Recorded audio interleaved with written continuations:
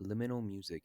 If you've ever watched a compilation of liminal spaces, you enjoyed the video because of its pictures, but the music also added on to the video. Now, if you don't know what liminal spaces are or why they seem familiar, I highly suggest watching my other video on liminal spaces. But to shorten it, liminal space photos are images that give you an uncanny or familiar feeling. The term liminal means relating to a transitional or initial stage of a process. It is the in between space of 2 points. For example, if point A is my starting point and point B is my end point, then point C would be considered a liminal space. Or for another example, if the lobby of a hotel you're staying at is your starting point and your hotel room is the end point, then the hallways of the hotel would be a liminal space. Back to my original point. There was something special not only about the pictures, but the music as well. The music fit the liminal spaces perfectly because it was the perfect mix of being eerie but familiar at the same time. Albums like Everywhere at the End of Time by The Caretaker are a perfect example of liminal music. I highly recommend watching the darkest album I've ever heard by A Bucket of Jake if you want a deep dive on the album. But the album is about the 6 stages of dementia, with the music slowly getting creepier and emptier as the stages progress. Now, you might be asking yourself, why are these songs so liminal? To answer this question, I think we first have to find other examples of liminal themed things and see what makes that example so familiar or eerie. Let's take liminal spaces as an example. These spaces are usually showing a social place that usually has a lot of people, like a school, but devoid of the students or school workers that would usually be there.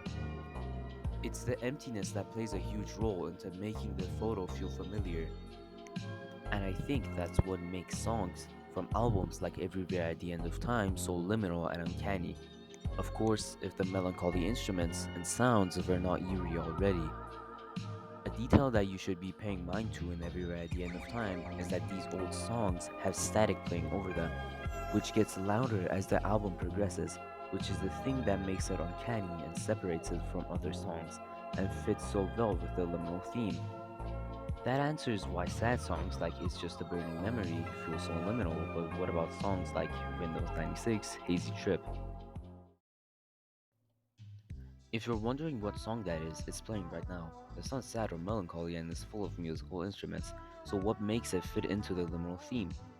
Well, as I stated in my previous video, what makes a good liminal space give you that feeling of nostalgia depends on your past experiences. I also concluded that pictures of malls are the best liminal space category in terms of giving you a sense of nostalgia, since we all have been to a mall before when we were children. The song Hazy Trip sounds like it could have been used in a mall before, or in a specific shop. That's why it's so liminal.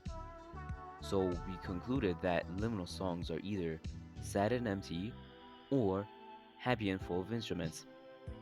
There are many factors that make a song sad or happy, and those include tempo and mode, chords and keys, and interaction between instruments. For example, if a song has low tempo, major chords, and minor keys, and has a specific melancholy interaction between its instruments, it's a sad song. But if a song has the opposite, then it's a happy song. Since most liminal songs have features like low tempo, minor key slash mode, and low pitch and echo, we can conclude that most liminal songs are sad songs. Songs like Warm Nights by Xori, which again is playing right now, is a perfect example of this. It has low tempo, low pitch, and echo. It gives you a weird feeling. The reason why this song fits so well with liminal spaces again fits with the theme of childhood, since it's like revisiting a place you used to frequently go to when you were a kid. Of course, you're happy to be there again, but you know you'll never have the experience of going here as a child ever again. And that concludes why liminal music fits so well with the theme of liminality. Now, the reason the title is The Beauty of Liminal Music is because I find liminal themed things, well, beautiful, if not art. Liminal spaces technically would be art since it's a form of photography, and of course, music is art as well. But the feeling these liminal themed art pieces give off is extraordinary and can't be found in any other form of art as far as I'm aware. Other art pieces don't give off this feeling of nostalgia like these liminal spaces do. And that's what makes them so unique from other art pieces. That's what makes them so beautiful, making you feel sad as you can't ever experience your childhood again, but at the same time, making you find comfort in your memories. I want to thank you for making it to the end of this video as it helps out a lot with my growth.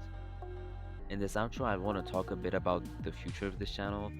I want to branch out a bit and not only make videos on liminal themed subjects, but also topics I find interesting like iceberg videos or deep dives.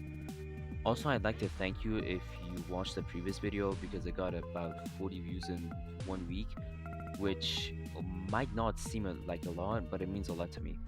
Anyways, again, thank you for watching.